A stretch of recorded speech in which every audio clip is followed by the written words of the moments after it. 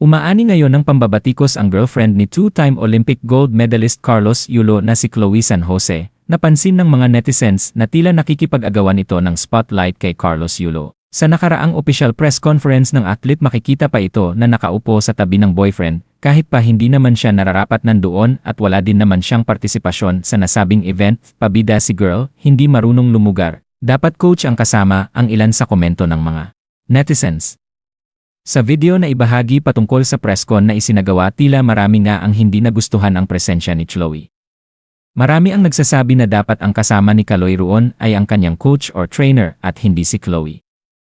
May mga nagsasabi rin na feeling asawa si Chloe at ikinukumpara siya kay Jinky Pacquiao, misis ng pambansang kamao Manny Pacquiao, kung saan tuwing may presscon ang pangboksingero ay hindi mo makikita si Jinky at tahimik lamang sa isang tabi. Kaya naman may isang netizen ang di nakapagpigil at nagkomento sa Facebook page ni Chloe at tinanong kung bakit tila inaagaw umano nito o nakikihati ng spotlight mula kay Kaloy. It seems the tides are slowly starting to work against you.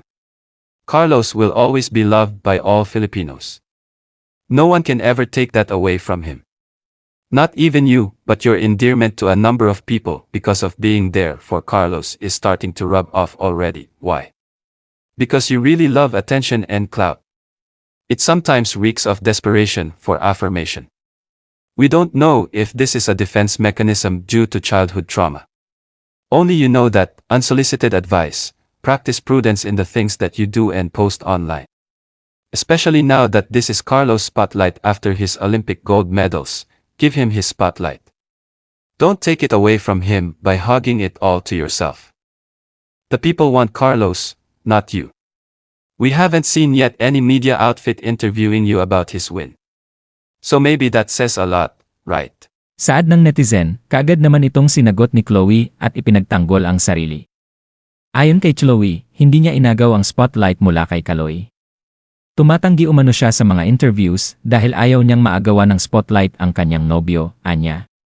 Enrico Pineda, you haven't seen any media interview me because I declined to be interviewed and not take away his spotlight. As you said, people would really just say anything to prove a point even if they don't know anything about the situation and only know what we've put out on social media.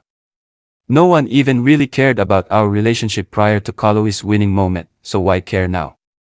Kasi may issue and everyone wants to make saw. If you want to see Kaloy and Kaloy only, why are you on my page? Go ahead to Kaloy's page to feel better. All love.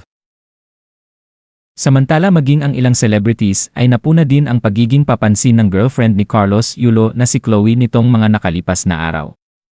Tapos sana lang may mag-guide kay baby boy na kasi syempre Olympian yung ating baby boy, dapat respetuhin naman natin.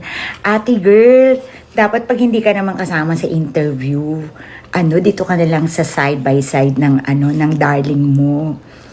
Kasi syempre Olympian yun. Siya yung ini-interview.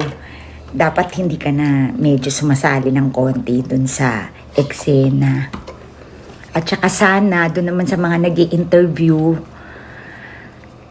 utang na loob, wag nyo na siyang tanungin tungkol dun sa hindi naman showbiz yung bata. Wag nyo na siyang tanungin tungkol dun sa personal nilang buhay.